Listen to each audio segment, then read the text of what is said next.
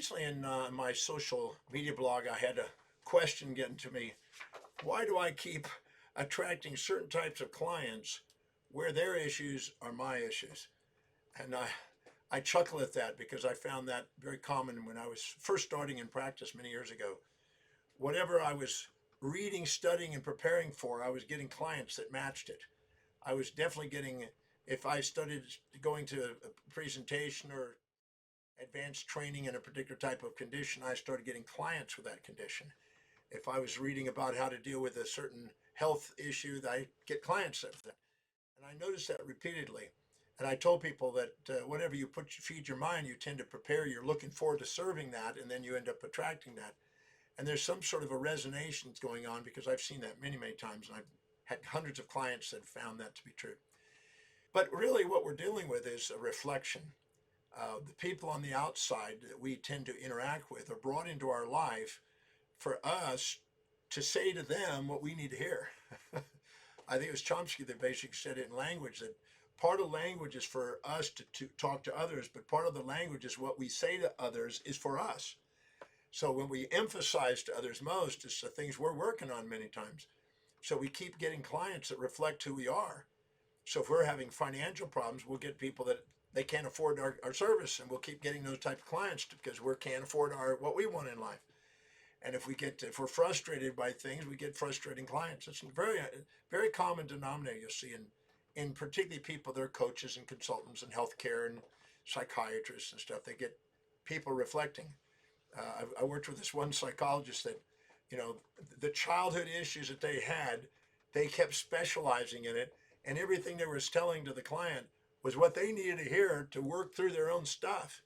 And I think that we are sometimes in our professions working through our own stuff and getting paid to work through our stuff by being in the profession we're in. And that's quite cute, actually. So that's not necessarily a bad thing, but it's maybe letting you know that whatever you're saying to them, listen carefully and incorporate it into your life.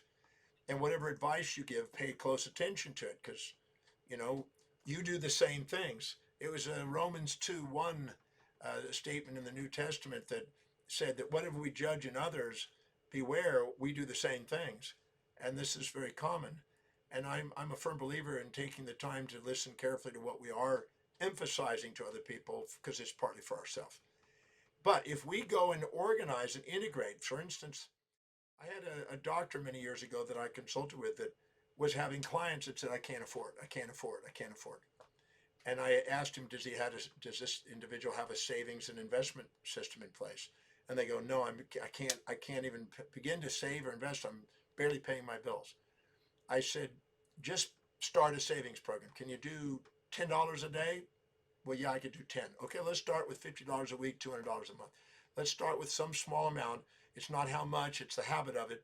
And once you start developing the habit of it, we'll increase it. So we started him on a little savings program. Oh, for the next month or two or three, he was uncertain about whether he could do it. But after 3 months, he goes, oh, I'm making it.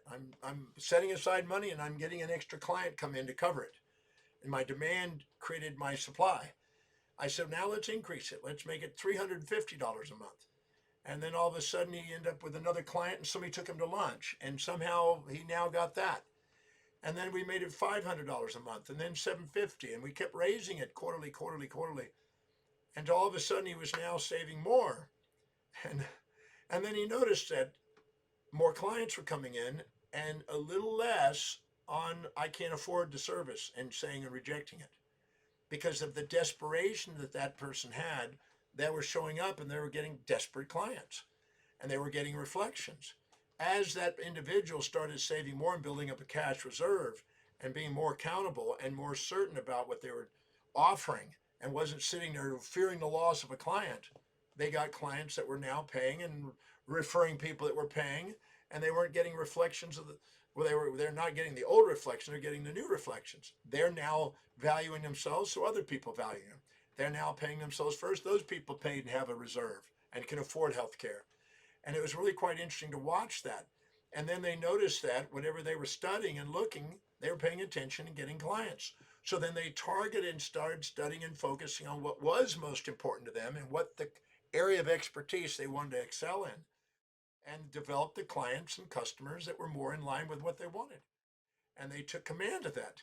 Instead of being at the whims of the world around them, they took command from the world within them. So if you're having this reflection, that's not uncommon, but use it to your advantage. Use it as a feedback mechanism to guide you on the way to live your life and to manage your money wisely and manage your life wisely. Because I assure you, if you're a coach or a consultant or a health professional or something, that will make a difference. And don't think you can't afford to save and invest. If you do, your clients will go up in value. Every time I've raised my value, I've got higher quality clients. And every time I've devalued myself, I get people showing me that. So the same thing of anytime you're uncertain about it, don't go. It's everything is trying to get you to stick to your core competence. And if you stick to your core competence and excel at that and allow what you know to grow, start with what you know, let what you know grow, and start managing your life through exemplification and watch what happens to the world around you. That's why I tell people to come to the breakthrough experience where they learn how to master their life, learn how to manage their emotions, learn how to stabilize their focus, learn how to value themselves and live by priority so they don't have distractions and volatilities. And what happens is you get the clients that match you. As you become more masterful, you get more beautiful clients that are masterful in their life, and you go and upgrade your whole adventure as an entrepreneur. So I just wanted to share that, and I hope you can come to the breakthrough experience because it's mind blowing the difference, the trajectory of your life if you start incorporating the principles that will stand the test of time and stabilize your life.